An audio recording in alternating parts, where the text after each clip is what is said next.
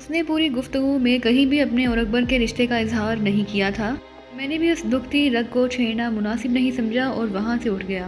کامران کو اسی شام میں نے کیور کلب میں داخل کرا دیا۔ وہاں کا ماحول پرسکون، صاف ستھرا اور متاثر کن تھا۔ خرابی بس ایک ہی تھی کہ وہاں کے اخراجات بہت ہی ہوش شربا تھے۔ اکبر تقریباً پون گھنٹے تک ایک مخصوص کمرے میں کامران کے ساتھ بند رہا اور وہاں سے نکلنے کے بعد اس نے اپنے تجزیے کے نتائج سے آگاہ کرتے ہوئے بتایا کہ کامران کی حالت نارمل ہونے کی قوی امکانات موجود ہیں، لیکن نفسیاتی علاج کا مرحلہ بہت صبر آزما تھا۔ نتائج برآمد ہونے میں 3-4 مہینوں کی نوبت بھی آ سکتی تھی۔ جب میں نے اخراجات کا تخمینہ دریافت کیا تو اس نے یومیہ اخراجات کی سرسری تفصیل سنا ڈالی، جس کے مطابق 3-4 مہینوں میں 30 سے 40 ہزار روپے تک خرچ ہونے کا امکان تھا۔ اس مرحلے پر میں نے اسے یاد دلایا کہ وہ مریض کے باپ کو 10,000 روپے کا تخمینہ دو چکا تھا، تو اس نے یہ کہہ کر مجھے لاجواب کر دیا کہ وہ مریضوں کا علاج کرتا ہے، ٹھیکیداری نہیں کرتا۔ اگر اس نے کرنل زوار زیدی سے ایسی کوئی بات کی ہوگی تو وہ مریض کے تفصیلی معائنے سے پہلے محض اندازے کی بنا پر کی ہوگی، جس کا حوالہ دینا بھی مناسب نہیں تھا۔ میں خاموشی کے ساتھ کیور کلب کے خزانچی کے پاس 10,000 روپے پیشگی جمع کرا کے لوٹ آیا۔ اس علاج گاہ کی سرمنزلہ عمارت کے تمام کمرے ایئر کنڈیشنڈ اور آرام دہ تھے، جہاں پہلے کی حد تک مریض کی پرائیویسی کی نگہداشت کی جاتی تھی۔ کامران کو میں تنہا ہی لے کر آیا تھا۔ غزالہ کے ساتھ حفاظت کی مجبوری تھی۔ اس کی ماں مستقل روگی تھی اور باپ اکبر سے متنفر تھا۔ اسے پورا یقین تھا کہ میں اکبر سے ملاقات کے بعد کامران کو واپس گھر لے آؤں گا۔ اسپتال کے ایک معاون کے ہمراہ کامران کو لفٹ کے ذریعے تیسری منزل پر اس کے کمرے میں پہنچا کر میں واپس روانہ ہو گیا۔ راستے میں غزالہ کے گھر ٹھہرا تو وہاں ماحول پر سوگوار سی اداسی طاری تھی۔ گو کامران اس گھر میں ایک اجنبی کی طرح بوجھ بن کر رہ رہا تھا اور گھر والوں پر اس کی دیکھ بھال کی صورت بھی ناگوار ذمہ داری بھی عائد تھی، لیکن پیدائشی طور پر وہ اس گھرانے کا رکن تھا، لہٰذا اس چھت کے نیچے اس دیوانے کی کمی محسوس کی جا رہی تھی۔ کیا رائے ہے ڈاکٹر کی؟ شمع نے مجھے دیکھتے ہی درد مندانہ لہجے میں سوال کیا۔ کامران کا مرض قابل علاج ہے، لیکن نتائج برآمد ہونے میں کافی وقت لگ سکتا ہے، میں نے کہا۔ خدا کرے کہ ایسا ہی ہو، مجھے تو یہ سب بکواس ہی معلوم ہوتی ہے، کرنل زوار زیدی نے تلخ لہجے میں تبصرہ کیا۔ مریض کی صحت یابی کی امید دلائے بغیر وہ ایک دھیلا بھی وصول نہیں کر سکتا۔ جس دن اس نے اندازہ لگا لیا کہ کامران کے علاج کے اخراجات ہماری برداشت سے باہر ہو گئے ہیں، اسی دن وہ آنکھوں پر پٹی باندھ کر ہماری امیدوں پر پانی بھر دے گا۔ جس دن اس کی بدنیتی کا کوئی ثبوت سامنے آیا، اسی دن میں اس کی عزت اتار کر رکھ دوں گا، میں نے سنجیدگی کے ساتھ کہا۔ میں ذاتی تجربے کے بغیر مفروضات میں الجھنے کی عادی نہیں ہوں۔ ان میں یہی خرابی ہے بیٹے، شمع نے محبت آمیز لہجے میں کہا۔ انہیں اپنی پہچان پر بڑا ناز ہے، بس جس کے بارے میں کوئی رائے قائم کر لیتے ہیں بس اسی پر اڑ جاتے ہیں، اور آج تک میری کوئی رائے غلط ثابت نہیں ہوئی، وہ فخریہ لہجے میں بولا۔ اب یہی دیکھ لو کہ میں نے تنویر کو نیک اور سعادت مند سمجھا تھا اور اس نے ابھی تک ہمیں مایوس نہیں کیا۔ غزالہ نظر نہیں آ رہی؟ میں نے موضوع بدلنے کی نیت سے چونک کر کہا۔ وہ بے وقوف کامران کے کمرے میں گھسے روئے جا رہی ہے، جاؤ شاید تم ہی اسے سمجھا سکو۔ غزالہ کے باپ نے مجھے شہ دی اور میں بلا تامل وہاں سے اٹھ گیا۔ کامران کے کمرے کے دروازے پر میں رک گیا، کیونکہ غزالہ اپنے فاتر العقل بھائی کے میلے بستر پر اس کے تکیے میں منہ چھپائے سسک کر رو رہی تھی۔ رونے کے ساتھ اس کے بدن پر تشنج سی کیفیت بھی طاری تھی، جیسے وہ اس وقت شدید جذباتی ہیجان میں مبتلا ہو۔ غزالہ، میں نے آہستگی سے اسے آواز دی اور وہ بوکھلا کر بستر سے اٹھ گئی۔ اس کی بڑی بڑی خوبصورت آنکھوں میں آنسو بھرے ہوئے تھے اور آنکھوں میں سرخی رچی ہوئی تھی۔ نہ جانے وہ کتنی دیر سے اسی طرح روئے جا رہی تھی۔ مجھے دیکھ کر اس نے جلدی جلدی اپنی آنکھیں خشک کیں، پھر زبردستی مسکرانے کی کوشش کرتی ہوئی بستر سے اٹھ کھڑی ہوئی۔ کامران کہاں ہے؟ اس نے سوال کیا تو اس کی آواز بھرائی ہوئی تھی۔ میں نے اسے کامران کے بارے میں تفصیلات بتانی شروع کی اور ہم دونوں مکان کے عقبے حصے سے نکل کر ٹہلتے ہوئے لان پر نکل آئے۔ کچھ دیر بعد جب اس کا موڈ بحال ہوا تو میں نے اس کے سامنے ایک پہیلی رکھ دی۔ نہیں، میں کچھ نہیں سمجھ سکی، اس نے حیرت سے پلکیں جھپکاتے ہوئے کہا۔ ایڈکشن کیور سوسائٹی کے دفتر میں ایک جانا پہچانا شخص دکھائی دیا تھا، نام بوجھو تو مان لوں گا، میں نے مسکراتے ہوئے تھوڑی سی وضاحت کی۔ جانا بوجھا؟ اس نے آہستگی سے دہرایا، پھر مجھ سے سوال کیا، کیا میں بھی اس سے واقف ہوں؟ کم از کم نام سے واقف ہو؟ قاسم، اس نے بے یقینی کے ساتھ پوچھا اور میں اچھل پڑا۔ اس کا نام کیسے آ گیا ذہن میں؟ مسکرا دے، میرے اور آپ کے درمیان گنے چنے نام ہی مشترک ہیں۔ محسن کا وہاں ملنا حیرت کا باعث نہیں ہو سکتا، کیونکہ وہ سوسائٹی کا کرتا دھرتا ہے اور اس کے بعد 9 نام ہی رہ گئے تھے، جہانگیر یا قاسم۔ شاید تمہیں یہ سن کر حیرت ہو کہ کراچی میں بھی ایشین سنڈیکیٹ لمیٹڈ کا دفتر موجود ہے اور سوسائٹی میں قاسم اس کاروباری ادارے کے شریک کی حیثیت سے پہچانا جاتا ہے۔ یہ تو عجیب ہی خبر سنائی آپ نے۔ وہ بے اعتباری کے عالم میں بولی، اس جیسے ہونی اور قاتل کو ایٹو نے اجازت کیسے دے دی کہ وہ ایشین سنڈیکیٹ کا نام استعمال کرتا پھرے؟ یہی الجھن تو مجھے بھی ہے۔ میں نے اعتراف کیا، ایک طرف ایٹو کو ایشین سنڈیکیٹ کی نیک نامی اس قدر عزیز ہے کہ اس پر حرف آنے کے خوف سے اس نے مسز مراد کو اسپتال میں مروا دیا، اور دوسری طرف قاسم کو کھلی چھٹی ملی ہوئی ہے۔ اس کا تو کام ہی ایسا ہے کہ وہ کسی وقت بھی پکڑا جا سکتا ہے۔ یہ اور ایڈکشن کیور سوسائٹی سے اس کے تعلق کی نوعیت کیا ہے اللہ بہتر جانتا ہے۔ سیکریٹری کے بیان کے مطابق تو قاسم سوسائٹی کا سرپرست فراح دلی کے ساتھ ان کی مالی اعانت کرتا ہے۔ راجہ سکندر علی کی طرح اس نے بھی دوہرا روپ رچایا ہوا ہے۔ بھیڑیے کے ساتھ بھیڑ بھی بنا ہوا ہے، لیکن اسے یہ ناٹک رچانے کی ضرورت ہی کیا ہے؟ اسے تو پس پردہ رہ کر ہی اپنے فرائض انجام دینے ہوتے ہیں۔ ہو سکتا ہے کسی برے وقت کی پیش بندی کر رہا ہو، یا ہو سکتا ہے کہ تنظیم میں کسی اعلیٰ حیثیت کا حامل ہو اور محض حالات سے باخبر رہنے کے لیے نچلی سطح پر کام کرتا ہوا نظر آ رہا ہو۔ سیکریٹری بھی بیچارہ اعلیٰ کار معلوم ہوتا ہے۔ اصل بات تو محسن کو ہی معلوم ہوگی۔ کیا یہ ممکن نہیں کہ انسدادی منشیات کے ادارے کی آڑ میں محسن میں ہیروئن فروخت کرتا ہو؟ براہ راست ملک سے باہر اسمگل کرتا ہو تو دوسری بات ہے، ورنہ مقامی لوگوں سے پوشیدہ رہنا ناممکنات میں سے ہے۔ پھر مال کی ترسیل اور تقسیم قاسم کی نہیں، جہانگیر کی ذمہ داری ہے۔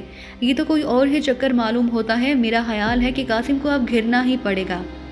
کاش میں آپ کی مدد کر سکتی۔ لاہور جا کر تو میں نے خود اپنے پاؤں پر کلہاڑی مار لی ہے۔ تمہاری یہی مدد کچھ کم نہیں کہ نصیر خان ہمارے ساتھ مل گیا ہے اور ہم ایٹو کے کچھ آدمی کی نشاندہی کرنے میں کامیاب ہو چکے ہیں۔ یہ اور بات ہے کہ ہم اپنے کسی بھی حربے سے ایٹو کے اعتماد کو متزلزل کرنے میں کامیاب نہیں ہو سکے۔ وہ خاموش رہی اور میں سگریٹ سلگانے میں مصروف ہو گیا۔ چند ثانیوں بعد اس نے بوجھل سی آواز میں سکوت توڑ ڈالا۔ آپ نے اچھا کیا کہ کامران کو اسپتال میں داخل کرا دیا، لیکن دکھ اس بات کا ہے کہ میں اسے دیکھنے کے لیے آسانی سے نہ جا سکوں گی۔ آسانی یا مشکل کا سوال ہی پیدا نہیں ہوتا۔ فی الحال تم ادھر کا رخ بھی نہیں کرو گی۔ کیوں؟ برقع اوڑھ کر جانے میں کیا مذائقہ ہے؟ یہ اچھا ہی ہوا کہ ایڈکشن کیور سوسائٹی سے قاسم کا تعلق بروقت سامنے آ گیا۔ میں نے تو اس قدر احتیاط سے کام لیا ہے کہ اسپتال میں تمہارے گھر کا پتہ بھی درج نہیں کرایا۔ کامران کے مستقل رہائشی پتے کے طور پر اپنے مکان کے قوائف درج کرائے ہیں تاکہ یہ گھر کسی بھی طرح قاسم کی نگاہوں میں نہ آ سکے۔ آپ شاید قاسم کو ضرورت سے زیادہ اہمیت دے رہے ہیں۔ سوسائٹی کے دفتر میں ہم دونوں نے براہ راست ایک دوسرے کو دیکھا تھا، لیکن اس کی لاتعلقی دیکھ کر میں بھی انجان بن گیا۔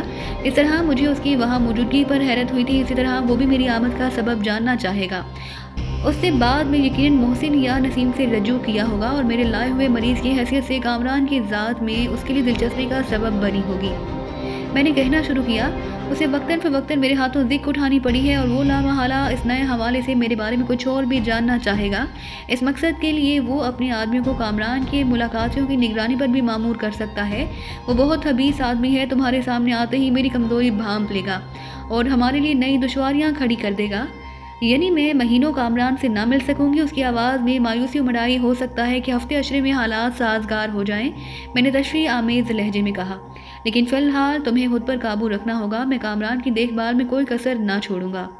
حالات کا رخ موڑنے کے لیے اب کیا سوچا ہے آپ نے؟ قدرے توقف کے بعد اس نے سوال کیا۔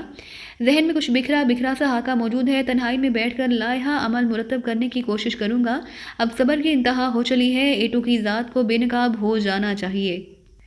وہ دھیمے سے ہنس پڑی۔ آپ تو یوں کہہ رہے ہیں جیسے کسی مورتی کو نقاب کشائی کرنی ہو۔ وہ بہت شاطر آدمی معلوم ہوتا ہے اور اب تو وہ نامعلوم دشمنوں کی جانب سے چوکنا بھی ہو گیا ہے۔ وہ کوئی مفوق الفطرت ہستی نہیں، ہم جیسا ایک عام انسان ہے۔ کہیں نہ کہیں اس سے لغزش ضرور ہوگی اور ہمیں اسی سے فائدہ اٹھانا ہوگا۔ میں سمجھ رہی ہوں، وہ مسکراتے ہوئے بولی، آپ کو سوچنے کے لیے تنہائی کی ضرورت ہے اور تنہائی میں بوتل آپ کی رفیق ہوتی ہے۔ آخر آپ یہ عادت ترک کیوں نہیں کر دیتے؟ یہ توقع کیوں کرتی ہو کہ موت کی سوداگری کر کے بھی میں پرسکون رہ سکوں گا؟ شاید یہی میری ہلکی پھلکی سی سزا ہے کہ ذہنی آسودگی کو ترسا ہوا ہوں۔ پیتا ہوں تو کچھ دیر کے لیے ساری الجھنیں بھول جاتا ہوں، لیکن وقت بھی جلد ہی آئے گا کہ مجھے ایسے کسی سہارے کی ضرورت نہیں رہے گی۔ تھوڑی دیر بعد میں وہاں سے رخصت ہو گیا۔ راستے میں میرا ارادہ جہانگیر سے ملنے کا تھا، لیکن سلطان شاہ کی وجہ سے میں نے ارادہ بدل دیا۔ وہ خاصا زخمی تھا اور مجھے اندیشہ تھا کہ کہیں وہ گھر پر اکیلا پڑے اکتا نہ گیا ہو۔ اس کی خبر گیری کے بعد میں جہانگیر سے رجوع کر سکتا تھا، کیونکہ ان دنوں وہ بیوی کے خوف سے آزاد بے فکری کے دن گزار رہا تھا۔ جہانگیر کے دل میں پروان چڑھنے والے باغیانہ خیالات سے میں اچھی طرح واقف تھا۔ میرے اکسانے پر وہ کئی بار اس تنظیم سے اپنے تنفر کا اظہار کر چکا تھا، لیکن ہر بار میں نے ایک حد تک پہنچنے کے بعد موضوع کو ٹال دیا تھا۔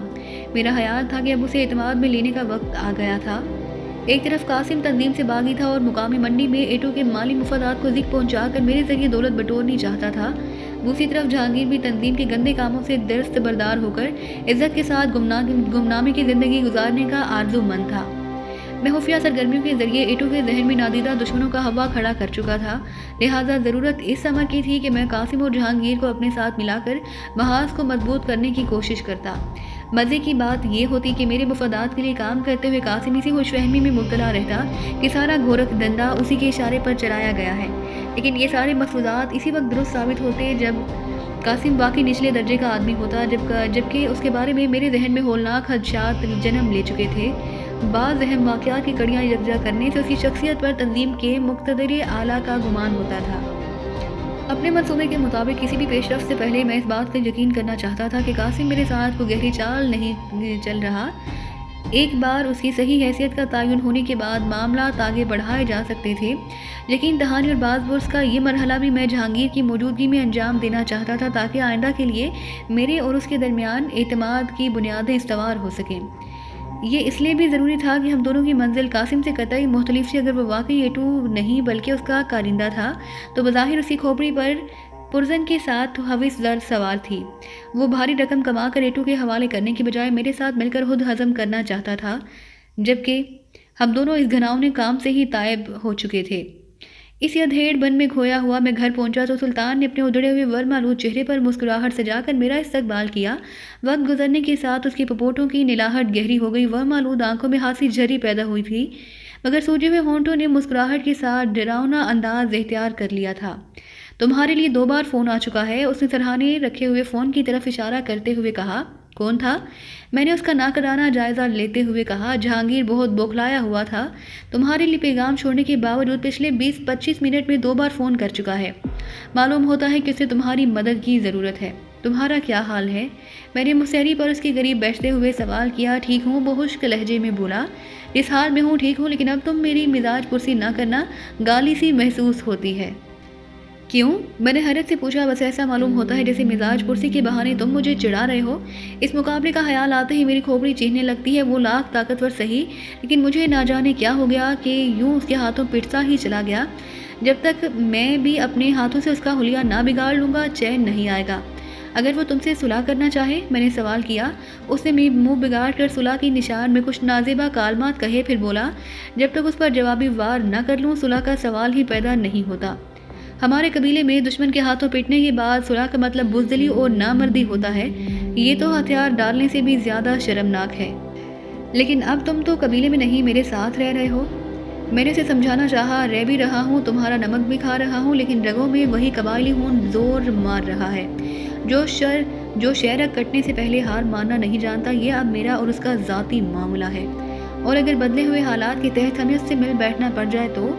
میں نے اس کے چہرے پر نظر جما کر سوال کیا۔ تمہاری کسی مصلحت کا تقاضا ہوا تو فی الحال میں بھی اس سے مل بیٹھوں گا، لیکن میرے دل میں انتقام کی آگ بھڑکتی رہے گی۔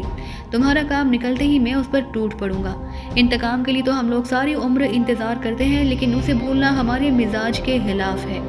اسے چھوڑو، تم کیا بحث لے بیٹھے؟ ابھی تو میں باہر نکلنے سے بھی معذور ہوں، وقت آئے گا تو دیکھا جائے گا کہ کیا کرنا ہے، اور تم اپنے دوست کی تو خبر لو۔ میں چونک کر فون کی طرف متوجہ ہو گیا۔ دوسری طرف سے فون کی گھنٹی پر ریسیور اٹھا لیا۔ جہانگیر کی آواز سے واقعی تشویش نمایاں تھی۔ کیا ہو رہا ہے؟ میں ابھی گھر پہنچا ہوں۔ کہاں مر گئے تھے تم؟ میری آواز پہچانتے ہی وہ پھٹ پڑا۔ میں بہت پریشان ہوں، فوراً میرے پاس پہنچو۔ لیکن ہوا کیا ہے؟ میں نے کچھ جاننے کی نیت سے پوچھنا چاہا، لیکن اس نے میری بات درمیان ہی سے کاٹ دی۔ فون پر بات نہیں ہو سکتی، بلا تاخیر چلے آؤ، میں انتظار کر رہا ہوں۔ پھر اس نے میرا جواب سننے کی زحمت کیے بغیر سلسلہ منقطع کر دیا۔ میں نے بھی ایک گہرا سانس لے کر ریسیور کریڈل پر ڈال دیا۔ وہ واقعی پریشان ہے، میں اس کی طرف جا رہا ہوں، میں نے سلطان شاہ سے کہا اور فوراً ہی واپس چل دیا۔ اس بار پستول اور کچھ فاضل راؤنڈ ساتھ لینا نہیں بھولا تھا۔ میں نے جہانگیر کے مکان کے پھاٹک پر رک کر ہارن بجایا تو کئی منٹ کے انتظار کے بعد آہنی پھاٹک کھولا گیا۔ ہیڈ لیمپس کی روشنی میں سامنے چوکیدار کی بجائے جہانگیر خود ہی نظر آ رہا تھا۔ اس کا داہنا ہاتھ گاؤن کی جیب میں پڑا ہوا تھا۔ میرے لیے یہ اندازہ لگانا دشوار نہیں تھا کہ جہانگیر کی اس جیب میں ریوالور موجود تھا۔ میں تیزی سے کار کو پورچ کر کے اندر لے گیا۔ مجھے یہ دیکھ کر حیرت ہوئی کہ چوکیدار کے ساتھ ہی مکان میں کتوں کا دور تک کوئی پتہ نہیں تھا۔ میں اگنیشن آف کر کے چوکنے انداز میں نیچے اترا تو جہانگیر پھاٹک بند کر کے تیز تیز قدموں سے واپس آتا نظر آیا۔ قریب آ کر وہ رکے بغیر میرا ہاتھ تھام کر مجھے اپنے ساتھ اندر لیتا چلا گیا، جیسے باہر کی کھلی فضا میں سے کسی سے اپنی جان کا خطرہ لاحق ہو۔ کیا قیامت ہے، یہ سب بھاگ دوڑ کیسی ہے؟ مجھے کچھ تو بتاؤ، میں نے اس کے پراسرار رویے پر احتجاج کرتے ہوئے اصیلے لہجے میں کہا۔ یہ دیکھ رہے ہو؟ اس نے ہجان آمیز لہجے میں فرشی قالین پر بکھرے ہوئے شیشے کے ٹکڑوں اور پتھروں کی طرف اشارہ کرتے ہوئے کہا۔ مین سوئچ آف کر کے پورے مکان میں اندھیرا کر دیا گیا تھا، پھر اچانک ہی مکان کے شیشوں پر پتھراؤ شروع ہو گیا۔ اندھیرے میں باڑ کے قریب مجھے 3 ہیولے نظر آئے جو پورے جوش و خروش سے پتھراؤ کر رہے تھے۔ میرا خیال ہے کہ میں نے ان میں سے ایک کو زخمی بھی کر دیا تھا۔ میری طرف سے بے آواز فائرنگ کا آغاز ہوتے ہی وہ میدان چھوڑ کر بھاگ نکلے۔ اندھیرے میں باہر نکلنے سے پہلے میں نے تمہیں فون کیا تو تم غائب تھے۔ مجبوراً میں نے باہر نکلنے کا فیصلہ کیا تو گیراج میں لگا ہوا مین سوئچ چاند تھا۔ میری سمجھ میں نہیں آتا کہ وہ کون لوگ تھے اور کیا چاہتے تھے۔ کتے کیا کر رہے تھے تمہارے؟ کتے عقبے حصے میں بے ہوش پڑے تھے، قریب ہی لان پر ابلے ہوئے گوشت کے کچھ پارچے پڑے ہوئے ملے تھے، شاید ان پارچوں پر کوئی ہاباور دوا شامل تھی۔ باہر سے وہ ٹکڑے اندر اچھال کر پہلے کتوں کو خاموش کیا گیا، پھر روشنی گل کر دی گئی۔ پہلے چوکیدار بجلی کی خرابی کا سراغ لگانے گیراج کی طرف گیا تو کئی آدمیوں نے اسے بے خبری میں دبوچ پر باندھ دیا۔ دوسری طرف سے کتوں کا رکھوالا گیراج میں پہنچا تو اس کا بھی وہی حشر ہوا۔ ان دونوں کے دہانوں میں برہمی سے کپڑا ٹھونس دیا گیا۔ انہیں میں نے اسی عذاب سے نجات دلائی تھی۔ وہ دونوں کوارٹر کے اندر پڑے بے خوف بھگیا رہے تھے۔ انہوں نے کسی کو دیکھا تو ہوگا، میں نے الجھن آویز لہجے میں کہا۔ اندھیرے میں خاک نظر آتا ہے۔ انہیں تو یہ بھی ہوش نہیں کہ حملہ آور کتنے تھے۔ دونوں ہی درجنوں کی کہانی سنا رہے تھے۔ وہ غصیلے لہجے میں بولا، تمہیں یہ کیسے پتا چلا؟ تم نے ان میں سے ایک کو زخمی کر دیا تھا۔ فائر کے بعد ہلکی سی بے اختیار چیخ کی آواز سنائی دی۔ ادھر لان پر ان کا دھبا بھی موجود ہے۔ ان تمام قدامر کا دادم شیشوں کے ٹوٹنے سے خاصا شور ہوا ہوگا۔ آس پاس سے کسی نے دخل انداز ہونے کی کوشش نہیں کی؟ میں نے وسیع و عریض چوبی فریموں پر نگاہ ڈالتے ہوئے سوال کیا۔ وہ تلخ انداز میں ہنس پڑا۔ یہ لالو کھیت نہیں ہے میرے دوست جہاں کمروں کی دیوار سے دیوار ملی ہوتی ہے۔ ایک گھر میں گڑبڑ ہو تو پورا محلہ جمع ہو جاتا ہے، جہاں کوئی دوسرے کے لیے لپٹے میں ٹانگ نہیں اڑاتا۔ اول تو کسی نے شور سنا ہی نہیں ہوگا، اور سن بھی لیا ہوگا تو اسے میرے گھر کی گڑبڑ سے زیادہ اپنی حفاظت کی فکر لاحق ہو گئی ہوگی۔ اس وقت میری نگاہ دیوار کی جڑ میں پڑے ہوئے ایک پتھر پر پڑی اور میں نے لپک کر اسے اٹھا لیا۔ اس چٹانی پتھر کے ساتھ نائلون کی مضبوط ڈوری کے ذریعے کاغذ باندھا ہوا تھا۔ وہ عجیب پتھر دیکھ کر جہانگیر بھی اضطراری طور پر میرے قریب آیا۔ بھورے رنگ کے مضبوط پیکنگ ہیپر پر سرخ مارکر سے موٹے اردو حروف میں ایک مختصر سا دھمکی آمیز پیغام تحریر تھا۔ پتھروں کی دستی بم بھی برسائے جا سکتے ہیں۔ وہ تحریر دیکھ کر میرے ذہن سے ایک بڑا بوجھ ہٹ گیا، ورنہ میں شروع سے مسلسل یہی سوچ رہا تھا کہ اتنی جدوجہد کے بعد ان گمنام حملہ آوروں نے صرف پتھراؤ پر کیوں اکتفا کیا۔ اس رکا سے صاف ظاہر تھا کہ حملہ آوروں کا مقصد صرف جہانگیر کو خوفزدہ کرنا تھا۔ اس دھما چوکڑی کے ذریعے وہ اسے بے بسی اور عدم تحفظ کا احساس دلانا چاہتے تھے، جس میں وہ پوری طرح کامیاب رہے تھے۔ لیکن اس دھمکی کا مقصد کیا تھا؟ اور جہانگیر کے پاس اس سوال کا کوئی جواب نہیں تھا۔ بازار میں تو کسی سے مخالفت مول نہیں لے بیٹھے ہو؟ میں نے پرتفکر لہجے میں سوال کیا۔ سوال ہی پیدا نہیں ہوتا، وہ ہڑبڑایا۔ محاسمت تو اسی وقت ہوئی ہے جب کوئی حریف سامنے ہو، پھر حملہ آور تعداد میں کئی تھے۔ یہ تو کوئی منظم سازش معلوم ہوتی ہے۔ تم یہ واقعہ اپنی ذات تک ہی محدود رکھو گے؟ میں نے چند ثانیوں کے توقف کے بعد کہا۔ کیا مطلب؟ وہ بری طرح چونک پڑا۔ طارق کا حشر یاد ہے نا؟ وہ اسی لیے مارا گیا تھا کہ کچھ لوگ اس کے پیچھے لگ گئے تھے۔ مجھے صحیح حالات کا تو علم نہیں، لیکن قیاس یہی ہوتا ہے کہ مرنے سے پہلے وہ اسی قسم کی صورتحال سے دوچار تھا۔ لیکن وہ لوگ بہت باخبر ہیں، شاید اب وہ طلسم بھی ٹوٹ جائے گا۔ میں نے کہا مار کر کہا، اور وہ مجھے یوں گھورنے لگا جیسے اسے میری ذہنی صحت پر شبہ رہا ہو۔ کھل کر بات کرو، اس وقت بھی میں بہت پریشان ہوں۔ تیار ہو جاؤ، ہم اسی وقت جیوا ہاؤس چل رہے ہیں، تمہاری بہت سی الجھنیں رفع ہو جائیں گی۔ یہ اچانک جیوا ہاؤس کی کیا سوچ گئی تم کو؟ میں نے پہلے سے پروگرام تھا، تمہارے ساتھ پیش آنے والے واقعہ کے بعد اس میں زیادہ تاخیر مناسب نہیں ہوگی۔ اور کون ہوگا وہاں؟ وہ میری طرف سے بے اعتمادی کا شکار نظر آنے لگا۔ فی الحال تو کوئی نہیں، بعد میں سیون کو بلانے کا ارادہ ہے۔ میں نے اس کی آنکھوں میں جھانکتے ہوئے مسکرا کر کہا۔ اور وہ دوڑا چلا آئے گا؟ اس نے کھوکھلے انداز میں میرا مضحکہ اڑانے کی کوشش کی۔ پھر تم سے کیا واسطہ ہے اس کا؟ تیاری کرو پھر خود ہی دیکھ لینا، آج شاید تمہارے لیے انکشافات کی رات ہوگی۔ کافی دیر بعد میں اسے اپنی سنجیدگی کا یقین دلا سکا اور وہ لباس تبدیل کرنے چلا گیا۔ میں نے اس کی کیبنٹ سے اپنا پسندیدہ برانڈ نکال کر ایک گلاس تیار کیا اور اپنے ذہن میں آنے والے لمحات کی منصوبہ بندی کرنے لگا۔ میں نے جو کچھ سوچا ہوا تھا وہ بہت خطرناک تھا، لیکن ایسا کوئی قدم اٹھائے بغیر بہتری گتھیاں سلجھانی ناممکن تھی۔ تھوڑی دیر بعد جہانگیر سیاہ سوٹ پہن کر آ گیا۔ اس وقت تک اس کے دونوں ملازمین کی حالت قدرے بہتر ہو چکی تھی۔ جہانگیر نے ان دونوں کو ہدایت کی کہ اس کی روانگی کے بعد پھاٹک بند کر کے وہ دونوں باہر ٹھہرنے کی بجائے خود کو کسی ایسے کمرے میں محفوظ کر لیں جس تک کسی بیرونی آدمی کی رسائی کا امکان نہ ہو۔ پھر باہر بم بھی پھٹنے لگے تو وہ باہر نکلنے کی حماقت نہ کرے۔ جہانگیر کی واپسی پر وہ اس کی کار کا ہارن پہچان کر باہر نکل سکتے تھے۔ میں غیر مسلح ہوں۔ باہر نکل کر اس نے آہستہ سے مجھے محابر کیا، میں مگر خاموش رہا۔ اگر میں قاسم کو جیوا ہاؤس کی بجائے کہیں اور طلب کرتا تو وہ تنہا ہرگز نہ آتا، بلکہ اس کے آدمی مناسب فاصلے سے اس کی حفاظت کرتے رہتے، جبکہ جیوا ہاؤس کے لیے اسے کسی ایسے انتظام کی ضرورت نہ ہوتی۔ اس سنگین اور محفوظ عمارت میں اسے میں بآسانی اپنی مرضی پر چلا سکتا تھا۔ کم از کم اپنا پروگرام تو بتا دو مجھے۔ طویل خاموشی کے بعد جہانگیر نے ہوشامدانہ لہجے میں کہا، شاید تمہیں علم نہ ہو کہ طارق کا قتل سیون کے ہاتھوں ہوا تھا۔ میں نے سنجیدگی کے ساتھ کہا، تمہارے معاملے میں اگر کچھ ہونے والا ہے تو وہ ضرور باخبر ہوگا، لیکن تم تو میرے ماتحت ہو، تمہیں یہ کیسے معلوم ہوا؟ میرے لیے تو طارق کی موت آج بھی ایک معمہ بنی ہوئی ہے۔ پھر چونک کر پوچھا، کہیں تم نے تو یہ جتانا نہیں چاہ رہے کہ تم اپنے طور پر تنظیم کے خلاف کام شروع کر چکے ہو؟ بہت دیر میں سمجھے، میں طنزیہ لہجے میں بولا، بس ایک بات کا خیال رکھنا کہ جیوا ہاؤس میں تمہیں ہر حال میں میرا ساتھ دینا ہے۔ اس کے خلاف ہوا تو تمہیں پچھتانے کا موقع بھی نہیں مل سکے گا۔ تو کیا تم براہ راست سیون سے بھیڑ جانے کا فیصلہ کر چکے ہو؟ اس نے حیرت سے سوال کیا۔ اس کا انحصار تو خود اس کے رویے پر ہوگا۔ میرے اس جواب کے ساتھ ہی کار میں خاموشی چھا گئی۔ تھوڑی دیر بعد میں نے کار جیوا ہاؤس کے پھاٹک پر روک دی۔ وہ اس وسیع و عریض عمارت مکمل تاریکی میں ڈوبی ہوئی تھی۔ دور سے ایسا محسوس ہوتا تھا جیسے وہاں برسوں سے ویرانی کا راج ہو، لیکن مخصوص انداز میں ہارن بجانے کے چند ہی لمحوں بعد پھاٹک گل گیا۔ اندر چھائے ہوئے گھور اندھیرے میں کار کی پارکنگ لائٹس کی روشنی بھی خاصی تیز محسوس ہو رہی تھی۔ اس روشنی کے انعکاس میں نے طارق برآمدے میں دو گرینڈ ڈیل سایوں کو ستونوں کی اوٹ میں سرکتے دیکھا۔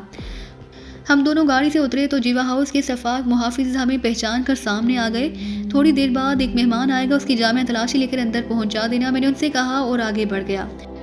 تو دوستو، یہ تھی ہماری آج کی کہانی۔ امید کرتے ہیں کہ آپ کو یہ ویڈیو پسند آئی ہوگی، لیکن جانے سے پہلے ہماری ویڈیو کو کیجیے لائک اور شیئر کرنا مت بھولیے، اور اسی کے ساتھ کومنٹ کر کے ہمیں بتائیے کہ آپ کو یہ کہانی کیسی لگی۔